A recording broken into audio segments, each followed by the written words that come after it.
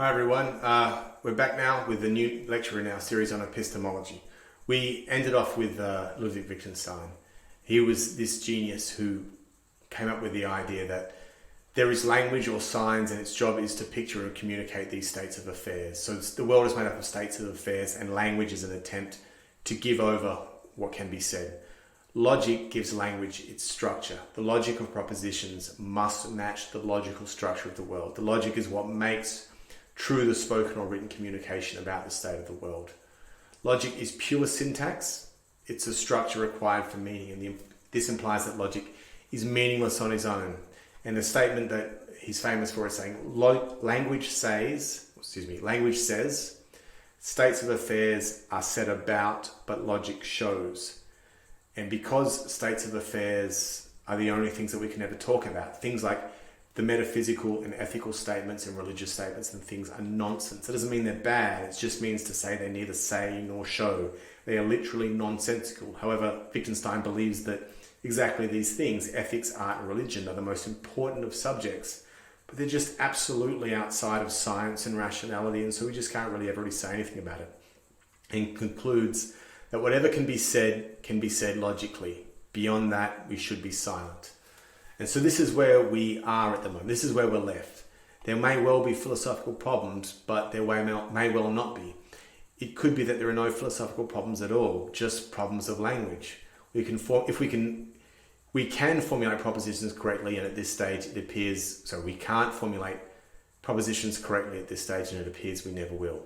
There may be philosophical problems and language problems, but whatever the answer is, we're at a stage where language must take the center stage in philosophy for the time being, and we need to sort out whether or not we can even speak to each other, which really seems like starting way back at the beginning, and perhaps Plato and Aristotle should have been thinking this sort of stuff 2,500 years. Look, this is the stage where we're at. We're still at this stage now in 2020. So clearly, to me, one of the big outcomes of this line of thinking is that for us, the citizens of the world, to have a proper conversation about real issues and subjects, we need to speak much more clearly. Hence my earlier statement that we need to put things in context, remove the politics, and phrase our propositions carefully. However, it seems to me that whoever stops to speak carefully at length and make their communication meaningful and true will most likely get no followers on Twitter or Facebook or whatever. Conversely, whoever stops to say some meaningless statement like #BelieveAllWomen or #SmashTheFash or MAGA, will have popular success because it's an aesthetic, but it doesn't mean anything and there's no knowledge. The statement "Believe all women" is supposed to be a statement about justice, but it is the very antithesis of justice. This is a completely meaningless communication, but the meaningless spreads like a disease, while those of us that are trying to formulate meaningful propositions don't seem to get any traction. Hence, we're living through a time of great skepticism. I'd point out right now that in the chapter on empiricism and rationalism, I brought up the verification principle. I want to make the proposition that there are, to explain the verification principle, this is an example. There are 4 fingers and 1 thumb on my left hand. Right, here's how we verify it. Yes, that's correct. Something is true if we can observe or sense the thing, or if it is true because it is a kind of tautology. This is just the synthetic analytic knowledge redefined, and what it means is that certain metaphysical statements, as well as ethical, religious, or aesthetic statements, are simply just unverifiable and thus meaningless. So does a unicorn really have 1 horn? Who knows? It's meaningless. That's a metaphysical problem. Is it wrong to avoid your taxes? I don't know. You can talk about that for ages. The verification principle is about to come under full attack now, though. So this is really moving away from nice, simple logic, like the logical positivists are trying to do once more. So let's try again. What's in this room, right? Microphone. What's in this room is culture. Culture tells me to call this a microphone. Why on earth should I call that a microphone? Why don't I call it something completely different? Why don't I make up my own word for it? I didn't invent the word microphone, but if I want to make myself known, that's the word I have to use. I don't even know who chose that word. So I'm kind of stuck with the meaning microphone, or at least the sign microphone, and then whatever this is. And it's my culture that determines that for me. And we begin to get into this point in time where I think, am I really an individual? And do I have any real individual rights? Look, before we get to Quine and then later Wittgenstein, we need to reflect on exactly where we are now. Look, Plato and Aristotle are long since dead. Descartes gave us pure rationalism and some foundational truths, and then Hume and the empiricists that preceded him took a wrecking ball to them and gave us pure empiricism.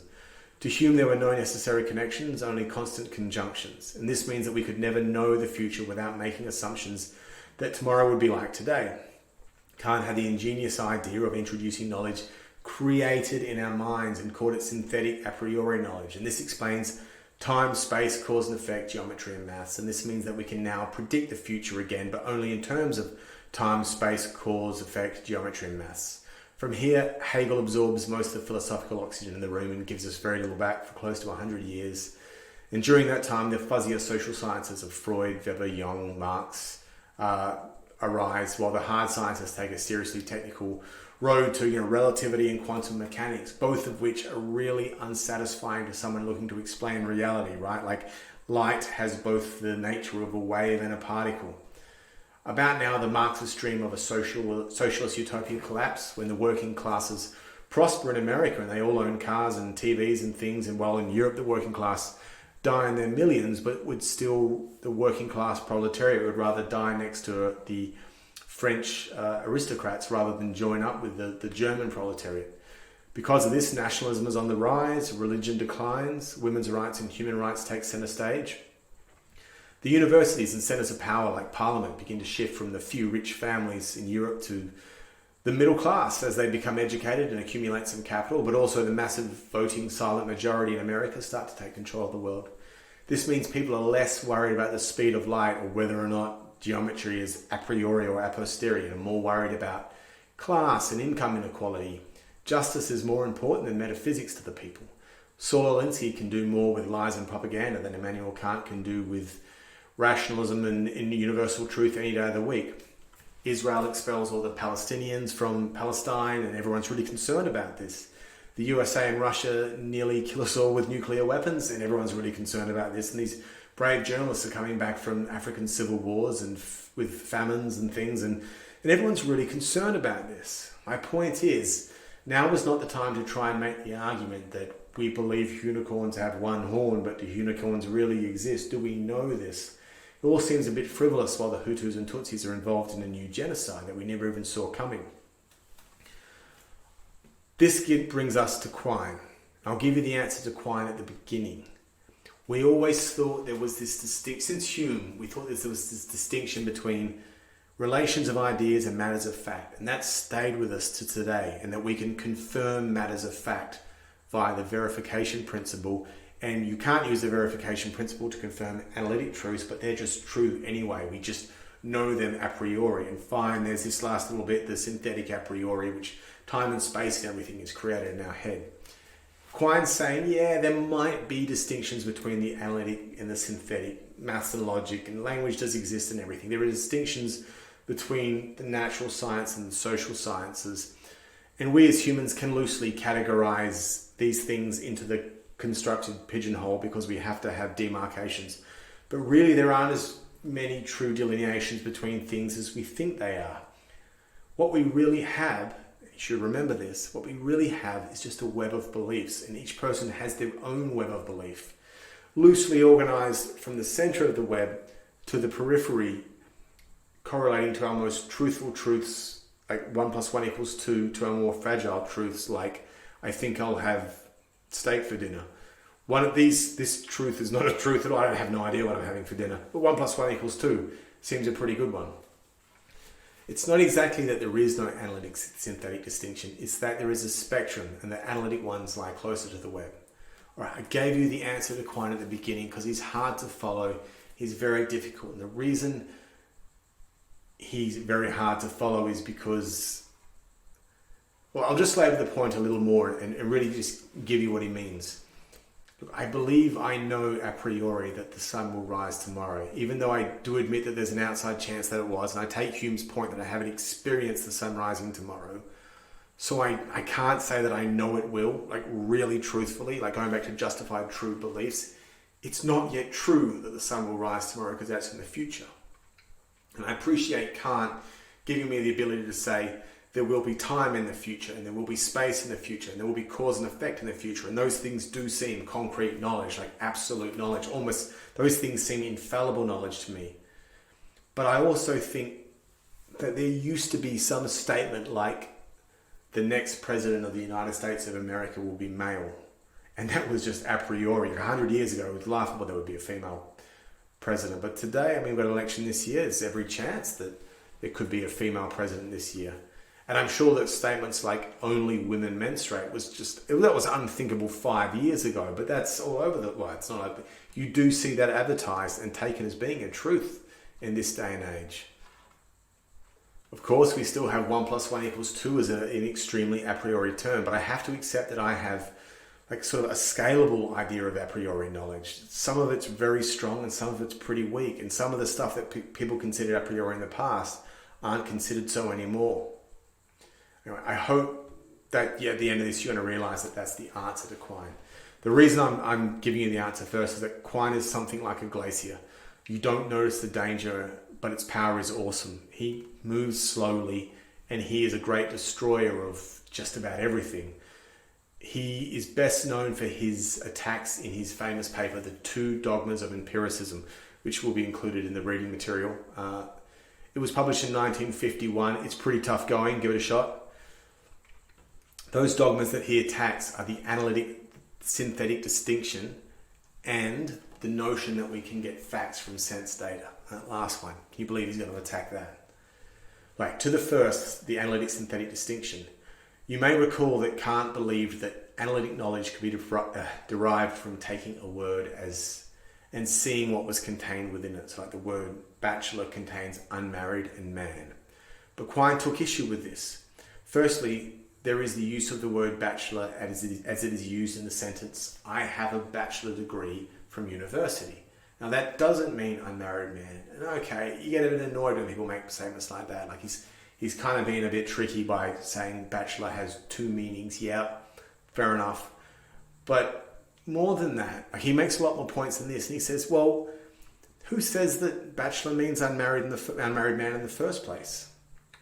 So let's say unmarried men are unmarried. That is absolutely true. That is perfect truth every day. Okay, that we can't assail. Now we say unmarried men equal bachelors. And then we substitute like for like and we get bachelors are unmarried men.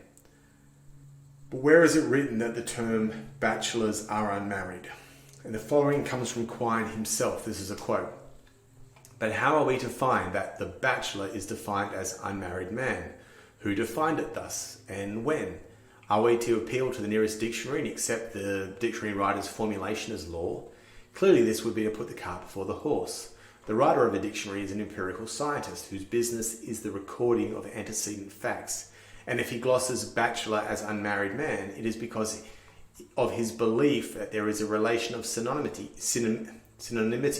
between these forms, implicit in general or preferred usage, prior to his own work. And that's a fairly made point. When you refer to a dictionary definition, well, the dictionary definition only exists because that's how it is in the real world in the first place. So he's right in saying well, bachelor means unmarried men because of the dictionary. No.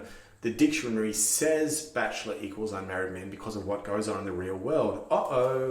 That's empirical. So we can't rely on the dictionary to get non-empirical knowledge, to get this analytic knowledge. We could say, well, bachelor and unmarried men are perfectly interchangeable, but they aren't. Consider the sentence, bachelor has fewer than 10 letters. That is a valid statement. Yes, it's a good proposition. I agree with it. But if we interchange bachelor with unmarried man, the sentence becomes false. Unmarried man has fewer than 10 letters. No, that's invalid. So they're not perfectly interchangeable. So we're really just talking about synonyms here. Is bachelor merely a synonym for unmarried man? Does this rule of synonymity hold? Are things perfectly interchangeable? If I say, I come from Australia, yep, that's perfectly valid. Now a synonym for Australia is land down under. But if I say, I come from a land down under, I am now being something like colloquial or something of a joker. I'm being a bit of a larrikin, but I'm also quoting a famous song lyric, right? I imagine most people smirked at that. The second statement is something of a joke, I come from a land down under. Whereas the first statement, I come from Australia, is just a perfectly valid statement. The words, synonyms aren't perfectly interchangeable. They change the meaning of things. Imagine that I asked you to compile a list of synonyms for calemdor. Problem is, most of you probably don't know what calemdor is. So you go out into the world and find out what calemdor is, and you find out that Kalimdor is the westernmost continent in the imaginary world of Azeroth, featured in the game World of Warcraft. It's also home to night elves, and it's where the city of Orgrimmar is situated in World of Warcraft. And so you have the following list of synonyms. Kalimdor, westernmost continent in the imaginary world of Azeroth, home of the night elves, continent upon which Orgrimmar is situated. So a list of synonyms like bachelor, unmarried man. The problem is, once you've made this list, you realize you didn't come up with the term a priori. You found out about Kalimdor and Kalimdor synonyms by going out and using your senses. This is a posteriori, this is synthetic, this is empirical, this does not support the existence of analytic knowledge at all. Okay, people that come after you and memorize the list might think, I know it a priori. But it's just that that's based on your empirical evidence and then memorizing your list as per habit. There are other arguments laid out by Quine too. Quine is able to pull the rug out from under the logicists another way. Logicists have always maintained that there are certain logical words like or, if, all, some, not, therefore, things like that. And that's what get used in logic. All men are mortal. If Socrates is a man, then he is mortal, or something like a logical statement. But Quine makes a careful examination of his list in the paper that I've given you, and words omitted from the list. He finds that there are words omitted from that list that could be logical, but also finds that it's far from certain what words should or shouldn't be in that list, like the word to, T-O-O, to. I'm going to the fair. To could be a logical word. Something is hot if it has too much temperature, then to be considered warm. That was off the hip, but it's not certain what is logical and what isn't. So imagine, if you will, some fringy element in our society claims things like males can be women, white people can be black, science as a truth is a construct of power, and so on. I'm sure you know what I'm talking about. What if this fringy element claimed that people can be that women can be bachelors? And I imagine the rationale would be that the term spinster or maiden, which are the sort of like opposite terms in women, the gendered terms for women for being unmarried. If you're an unmarried woman, you're a spinster. If you're too old to get married, you're a maiden if you're still waiting to get married. What if the terms spinster or maiden were sexist, so the language had to be ungendered? Well, now, bachelor doesn't mean unmarried man anymore. It means unmarried person. And I can really imagine this happening. I imagine it probably has happened in certain campuses across America. And what if the idea of marriage eroding to nothing? What if no one's married? What if marriage stops?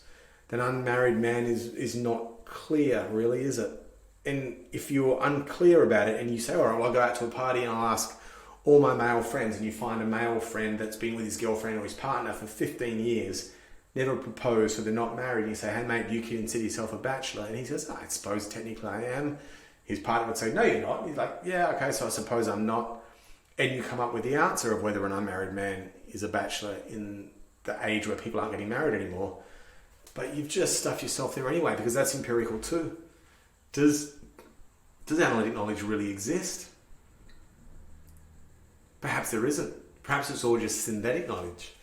Look, everyone accepts that Quine's arguments I've just made, they're not a slam dunk annihilation of the analytic synthetic distinction, but it provides a lot of doubt about them. It shows that the barrier between them is pretty porous. There's a lot of things that we considered analytic that Quine seriously challenged.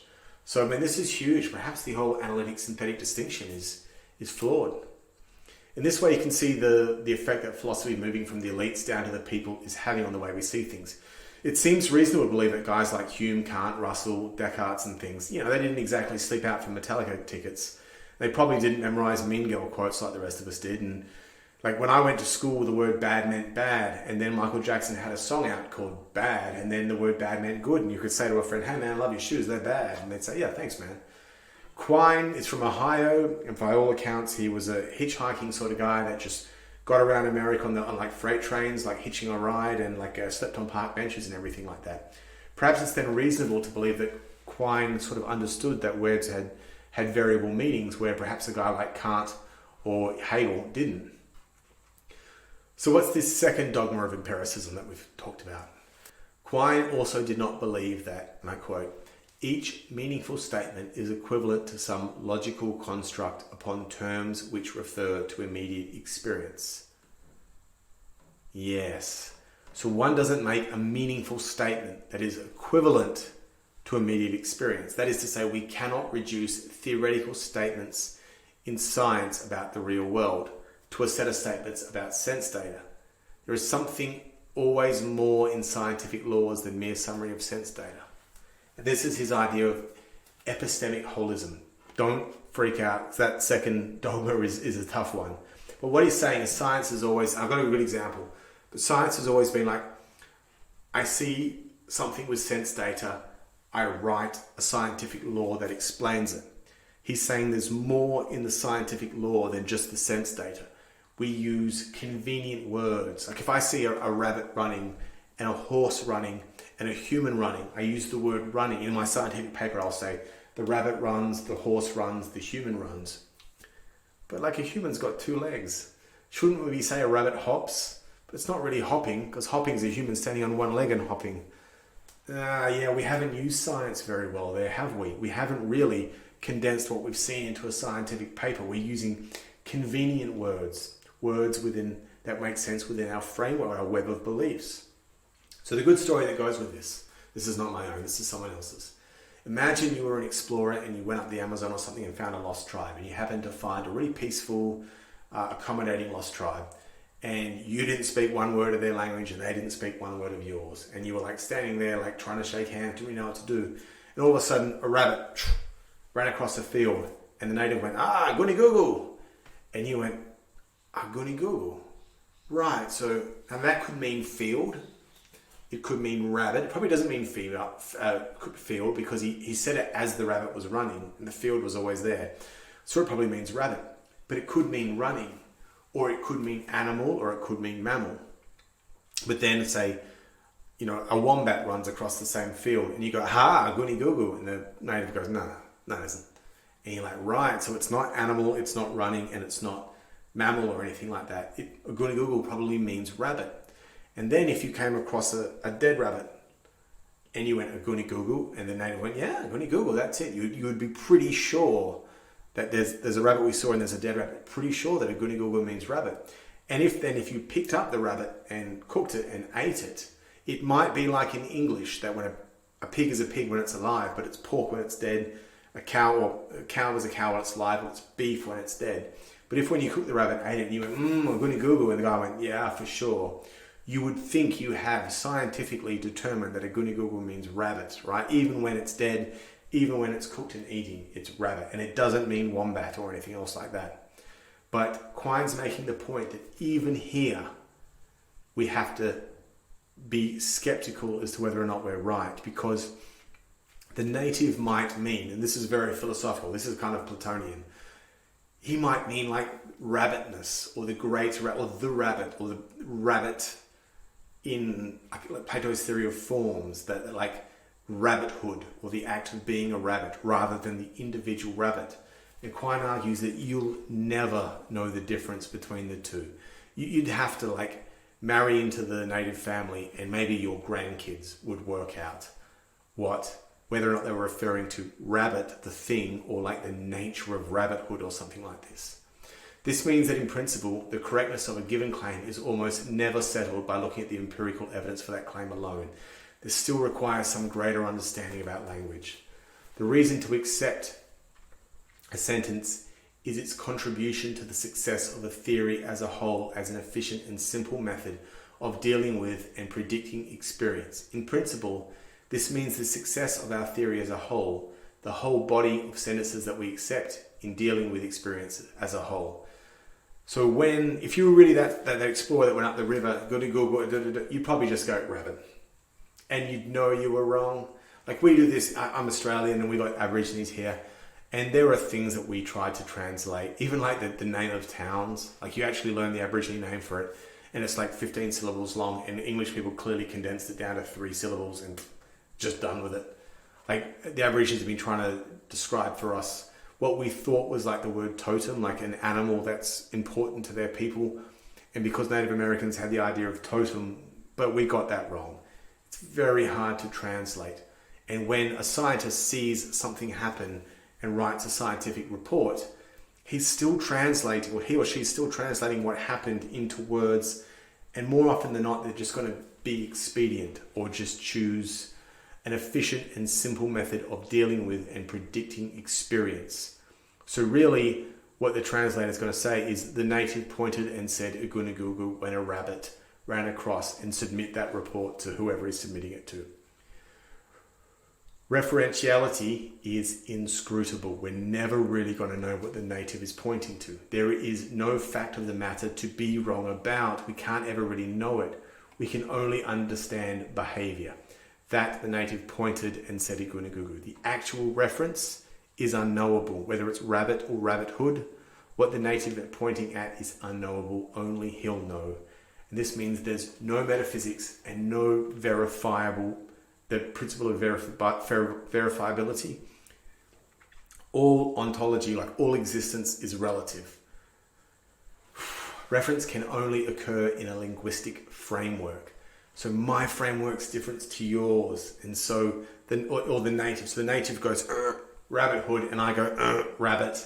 And we're just never going to match our frameworks. My data and observations must exist in this framework that I have. They can't be separated from my framework. And scientific observations and measurements are always written up using the existing linguistic framework. Thus, all scientific results are already affected by the framework within which they exist. So when you have these paradigm shifts and whole new languages come in and whole new ways of thinking come in, it's almost impossible to translate something that happened historically into our present framework. Considering the following 2 statements about metaphysics. All things are objects, like substance, like Aristotle. Or all things are sense data, or impressions, like Hume. We are impressions and ideas. Which is right? And there's no way of knowing. Just make your best choice and move on. Whatever your framework says, accept that and be as happy as you can with it. There's no deeper philosophical meaning. The end. And I have to admit, it's very hard not to agree with this. It's very disappointing to have to agree with Quine, but I don't know how I could ever explain to you that I think things are impressions if you think things are object. I'd rather just shake hands and walk away. Now, I understand the point of philosophy is trying to get to that, but Quine tried his guts out over a long period of time to get to it. And he came to the conclusion, and most philosophers since Quine have come to the conclusion, that we're never going to be able to agree on metaphysics, and ontology is always going to be relative, and we're not going to be able to verify what the native meant by saying "Uguni-gugu," ever. You should know that everyone agrees with Quine. There's no conjecture about this. Quine is right in philosophy. Quine also said that our best form of knowledge is science. But the funny thing is, science cannot justify itself. If science can prove that science is wrong, then there's nothing better with which to judge it. So that means if the best thing to analyze the world with is science, then there's nothing better to criticize science with. We just have to surrender to science. To come up with something better than science, well, if you ever do come up with something better than science, then you can critique science. But science can't critique itself, because you can't use science to undermine science, because it's based on science. And if you've undermined science, then you can't use science to critique science. I assure you that makes sense. Watch it again. We're stuck with science. Science is the best, and when it fails, we fail. We can use science to study how we acquire knowledge, perhaps. Humans are natural creatures after all. So Quine supposes let's just use science to study ourselves. There is no foundational knowledge. There is only coherentism. Forgot the word for a second. So Quine undermines all foundational knowledge. I don't know if he undermines Kant, time and space, but he certainly undermines everything Descartes did. We are all just frameworks of belief or webs of belief. Framework and webs of belief are synonymous. You can interchange them. We all have our own frameworks of belief. So with Quine, coherentism is supreme. He gives the example that we are a boat at sea and it's got a leak in it, and we're fixing the boat the best we can with whatever's on the boat, and whatever's not on the boat, then we can't fix it. There's nothing else to use but what's on the boat, and that's how human life is. Like I said before, we're living through a time of great skepticism. This isn't really optimistic, but this is where we're at with Quine. So this is like the 1950s. We're going to pick up with the latter Ludwig Wittgenstein in the next chapter. In the next lecture. This is still about the 1940s and 50s anyway. So we'll catch up with what happened to Wittgenstein after the Tractatus, and I'll see you in that lecture. Thank you.